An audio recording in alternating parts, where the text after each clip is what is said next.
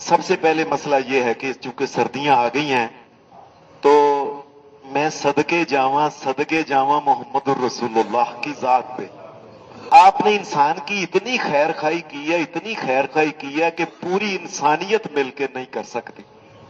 سب سے پہلی بات یہ ہے کہ سردیوں میں اکثر دیکھا گیا ہے کہ پچھلے اندراں چ یا اپنے اپنے اندراں چ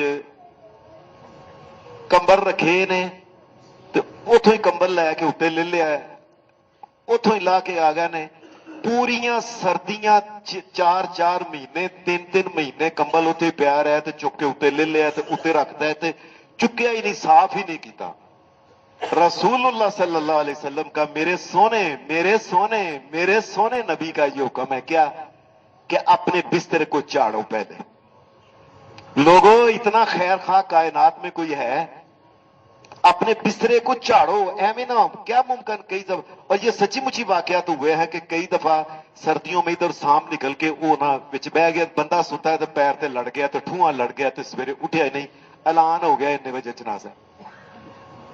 آپ کی مہربانی، وہ جو بستر ہے اس کو چاڑ کے، کمبل ہے اس کو چاڑ کے، جو بستر ہے اس کو سارے کو چاڑ کے دیکھ کے یہ لیں۔ ایک بات۔ دوسری، نبی اکرم صلی اللہ علیہ وسلم کا یہ حکم ہے کہ کوئی بندہ بھی رات کے وقت، چونکہ اب سردیاں ہیں لوگوں نے گیس لگانے ہیں، لوگوں نے کمروں کے اندر، آپ نے فرمایا کہ رات کے وقت دھیان سے دیکھ کے آگ کو بند کر کے سونا ہے۔ ایویں ستے نے کئی دفعہ، پچھلی بار دفعہ ہوا تھا کہ سردیوں میں مری میں پورے کا پورا خاندان ادھر سے گیا، نو بھی سی، بچے بھی سن، پوتے بھی سن، سارے کمرے چ ستے ہی رہ گئے، اٹھے نہیں۔ قبرستان اب اٹھیں گے تو اگلا جہان ہوگا قبر کا۔ لوگوں، اور کائنات کے امام سے زیادہ ہمارا سکا مخلوق میں کوئی نہیں، رب کی قسم۔ انہوں نے جب یہ بات کہی ہے کیا کہ گھر کی آگ ہے اس کو بجھا کے سوئیں، ہر روز ایک بندے کی ڈیوٹی، ایک دو دوجا چیک کرے، بڑا بابا جی چیک کرن، اما جی کوئی بندہ چیک کرے، اگ بجھی ہے پھر سونا ہے، ورنہ نہیں سونا ہے کمرے کے اندر، یاد رکھنا ہے۔ تیسری بات یہ ہے کہ سردیوں میں چونکہ یہ انسان کو بار بار، انسان جو ہے نا یہ وضو نامکمل کرتا ہے۔ یہ سچی مجھی میں نے اپنی آنکھوں سے دیکھا ہے، فٹافٹ بات ہوتی ہے، ارک ساری سکی ہے، ایوی سکی ہے، پیر تو ہوتا ہے، پچھوں پیر دیاں اڈیاں، اور نبی اکرم صلی اللہ علیہ وسلم نے فرمایا یہ جو اڈیاں خشک ہے نا یہ جہنم کے اندر جائیں گی۔ جب وضو ہی نہیں ہونا تو ایویں آ کے صف وچ کھلوتا ہے، ایویں جا کے اللہ اکبر سامع اللہ لمن حمدہ ربنا لک الحمد، سارے کا سارا ہی ضائع ہو گیا جب وضو نہیں صحیح اس کا۔ اس کے لیے وضو کو دھیان سے اپنے پاؤں کی انگلیوں کے اندر انگلی ڈال کے صحیح طریقے سے پیچھے سے بھی، اور کونیاں جو ہیں یہ دھیان سے چیک کر لیں کہ یہ کہیں ایسے تو نہیں رہ تو نہیں گیا کسی جگہ۔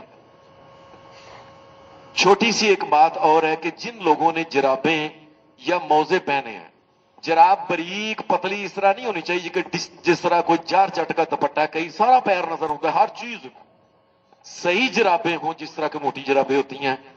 یہ جرابیں انسان پہنے تو پہلے وضو کرے، وضو جب وہ کر لے تو وضو کرنے کے بعد وہ اس نے جرابیں پہن لی ہیں، اب اس کے اوپر مسح نہیں کرنا۔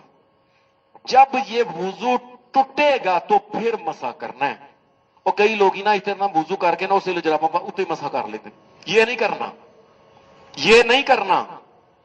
موزے یا جرابیں اگر پہننی ہیں تو آپ نے وضو کر کے خشک ہو گیا، آپ نے جرابیں پہن لی ہیں، جس وقت وضو ٹوٹے گا تو اس کے اوپر مسح کرنا ہے، آرام سے ایسے سارا پاؤں کے اوپر نیچے مسح نہیں کرنا۔ یہ جامع ترمذی کے اندر یہ حدیث ہے کہ نیچے مسح نہیں کرنا۔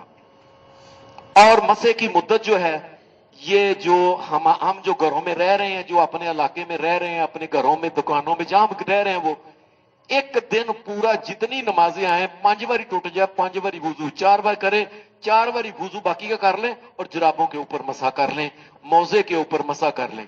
اگر کوئی مسافر ہے، اس نے یہاں سے جانا ہے سفر کر کے کسی جگہ، تو اس کے لیے شریعت نے، رسول اللہ صلی اللہ علیہ وسلم نے، اور یہ حدیث کہاں ہے؟